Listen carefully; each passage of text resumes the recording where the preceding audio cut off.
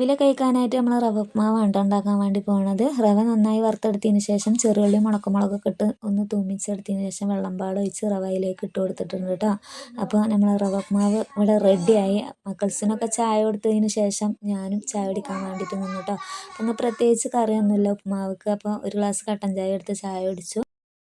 അങ്ങനെ ഞാനും താത്തയും പാടെ വിറകിന് പോവാണ് കേട്ടോ. അപ്പോൾ ഞങ്ങൾ ഒരു കുന്നിൻ്റെ മുകൾക്കാണ് വിറകിന് പോണത്. അപ്പോൾ ഈ ഒരു കുന്നിൻ്റെ മുകളിൽ ഒരു 5-6 ആന ഉണ്ട് കേട്ടോ.